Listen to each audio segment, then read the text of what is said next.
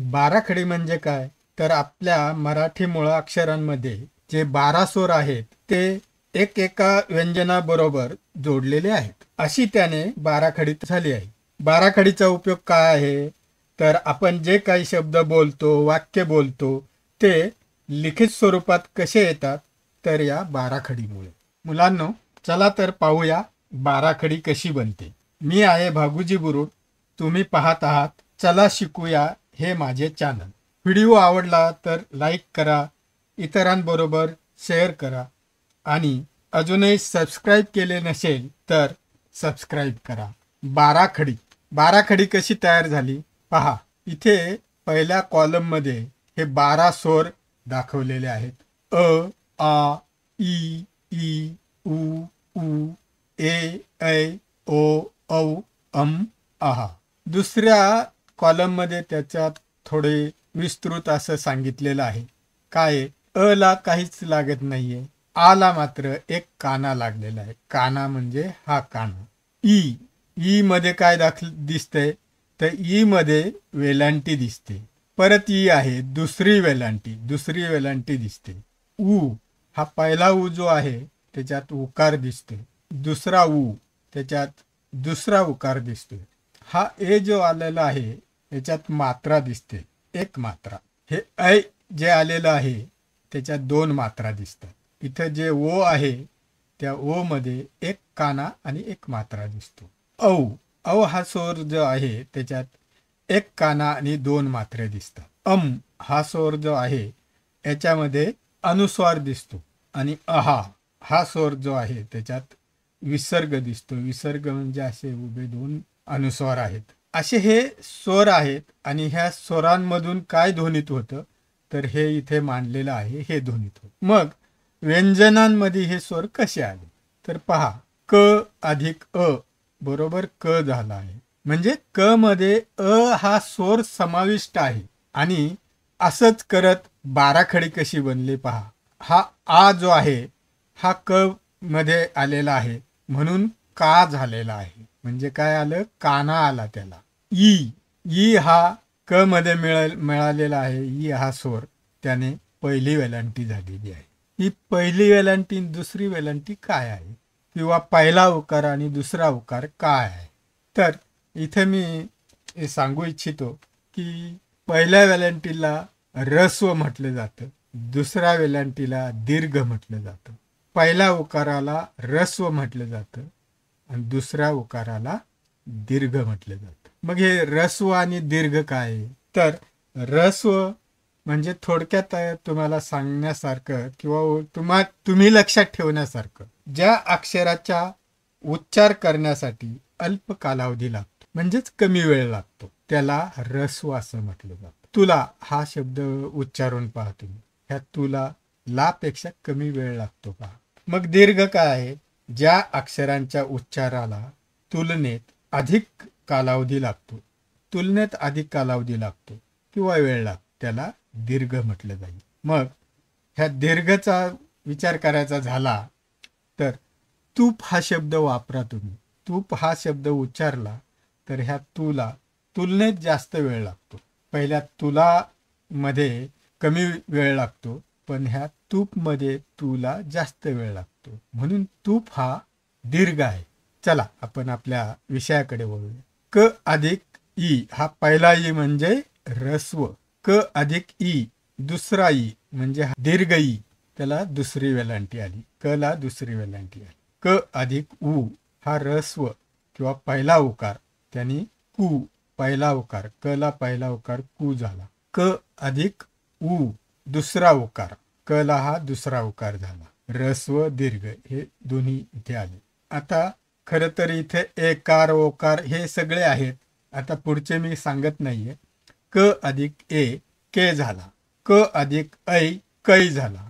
क अधिक ओ को झाला. क अधिक औ कौ झाला आणि क अधिक कम झाला.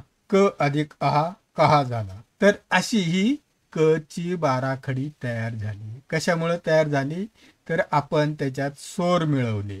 हे स्वर मिळवले, सगळे 12 स्वर मिळवले म्हणून ही बाराखडी तयार झाली. क का की की कू कू के कै को कौ कम कहा. तर अशा प्रकारे ही बाराखडी तयार झाली. याचप्रमाणे तुम्ही इतर बाराखडी, इतर व्यंजनांची बाराखडी, मुळाक्षरांची बाराखडी तुम्ही तयार करू शकता. पुढे जाऊया जरा. बाराखडी भाग 1. इथे ह्या प्रत्येक पेजमध्ये बसवण्यासाठी बाराखडीचे मी भाग केलेले आहेत. भाग हा प्रकार तसा नाहीये, पण फक्त मी वेगवेगळे पेजेस इथे दाखवलेत म्हणून त्याला भाग म्हटले, बाकी काही नाही याचा. तर इथे क ख ते ड, क ते ड पर्यंतचे अक्षरांची बाराखडी आलेली आहे. तर पहा आता, क ला के ए मांडलेला आहे, का ला के डबल ए मांडलेला आहे, की साठी इंग्रजी के आय असं आलेलं आहे आणि दुसऱ्या की साठी के डबल ई असं आलेलं आहे. कू पहिला उकार के यू, पहिल्या उकारासाठी काय आला, यू आला. कू, कू साठी दुसरा उकार जो आहे त्याला के डबल ओ आला. मात्रा के ई, दोन मात्रे, क वर दोन मात्रे, के आय असं इंग्रजी अक्षर आलेली आहे. को साठी पहा के ओ अशी अक्षरे आले. कौ, कौ साठी के यू अशी इंग्रजी अक्षर आहेत. कम, कम साठी के ए एम अशी इंग्रजी अक्षर. कहा, कहा साठी के ए एच अशी इंग्रजी अक्षर आली. तसंच आपण ख पाहूया. ख साठी काय अक्षर आहेत, के एच आणि ए जोडला त्याला. खा साठी के एच आणि डबल ए, म्हणजे काना आला म्हणून त्याला अजून एक ए जोडला. ही पहिली वेलांटी, पहिले वेलांटी त्यासाठी के एच आय असा आलेला. खला पहिली वेलांटी खी, खला दुसरी वेलांटी के एच डबल ई, खला पहिला उकार के एच यू, खला दुसरा उकार के एच डबल ओ, खला एक मात्रा के एच ई, खला दोन मात्रे, खला एक काना एक मात्रा के एच ओ, खो, खला एक काना दोन मात्रे, खौ के एच ए यू, खम, खवर अनुस्वार खम के एच ए एम, ख, ख च्या पुढे विसर्ग के एच ए एच असं ख च्या साठी बाराखडी ही इंग्रजीमध्ये आली. असंच आपण ही बाराखडी इतर यांची पाहणार आहे. ग साठी जी ए, गा, जी डबल ए, गी, जी आय, गी दुसरी वेलांटी, जी डबल ई, गु पहिला उकार जी यू, गु दुसरा उकार जी डबल ओ, गे जी ई, गै जी A I, go G O, गौ जी ए यू, गम जी ए एम, गहा जी ए एच. आता घ पाहूया. घ जी एच ए, घा जी एच डबल ए, घी पहिली वेलांटी, जी एच आय, घी दुसरी वेलांटी, जी एच डबल ई, घू जी एच यू, घू जी एच डबल ओ, घे जी एच ई, घै जी ए आय, घो जी एच ओ, घौ जी एच ए यू, घम जी एच ए एम, गहा जी एच ए. तर हे A double A I double E U O double O के हे जे सगळं जे आहे ते मी पहिल्या अध्यायात तुम्हाला समजावून सांगितलेलं आहे. जे स्वर आहेत त्या स्वरांसाठी कुठलीही इंग्रजी अक्षरं वापरली जातात ते तुम्हाला दाखवून दिलेलं आहे. तर त्याचा जर अभ्यास केला पहिल्यांदा, ते जर पाठ केलं तर तुम्हाला मात्र ही बाराखडी लिहिताना कधीच अडचण येणार नाही. आपण आता हे जे वाचन केलं तर ते वाचन करताना तुम्ही तुमच्या पद्धतीने करू शका, परंतु मला वाटतं हे वाचन करताना असं वाचलं पाहिजे. क का की की, कू कू के कै, को कौ कम कहा. म्हणजे इथे दोन दोन अक्षरांचा गट करून वाचला तर एका लयीत वाचन होतं.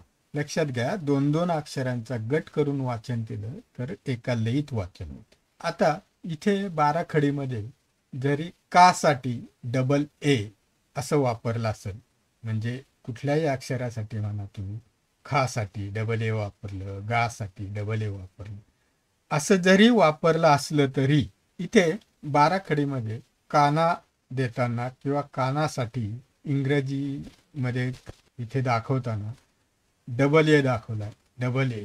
तर हा डबल ए आसाठी सिंगल ए सुद्धा वापरू शकता तुम्ही.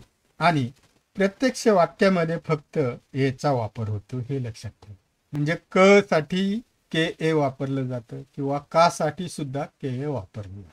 म्हणूनच मगाशी मी सांगितलं डबल ए किंवा सिंगल ए असं का साठी वापरला जाऊ शकतो. मग ही सगळी बाराखडी आपण मांडणार, बाराखडी पाठ करणार. बाराखडी हा पाठ करण्याचा विषय नाही खऱ्या अर्थाने. इथे तुम्ही स्वर जे आहेत ते स्वर पाठ केले पाहिजेत.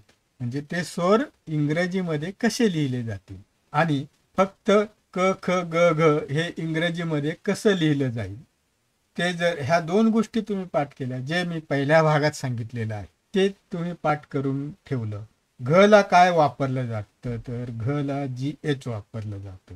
असं जे तुम्ही लक्षात ठेवाल तर त्यानुसार ही बाराखडी लिहिताना स्वरांमध्ये काय वापरलं गेले ते जोडलं गेलं तर तुम्ही ही बाराखडी व्यवस्थित लिहू शकाल. म्हणजेच इथं जे जोडलं गेलेलं आहे ते जर पाहिलं तुम्ही आणि याच्यासाठी इंग्रजीत कुठली अक्षरं वापरली गेलेली आहेत हे जर लक्षात घेतलं तर तुम्हाला ही बाराखडी लिहिण्यासाठी कधीच अडचण येणार नाही. तर आपण अशा प्रकारे ही बाराखडी इथे पाहिलेली आहे. पहिला पार्ट पाहिलेला आहे. हे ड पर्यंत आहे. मी सगळे वाचणार नाहीये. हा दुसरा भाग आहे तसाच, तो तुम्ही वाचा पुढे. आणि हा तिसरा भाग आहे.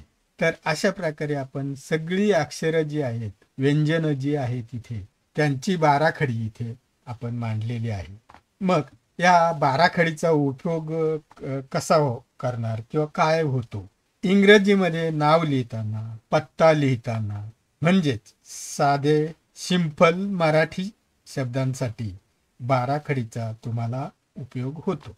अशा प्रकारे आपण बाराखडी इथे मांडली, त्याचं विश्लेषण पण केलं, जे तुम्हाला नेहमी उपयोगी पडू शकेल असं मला वाटतं.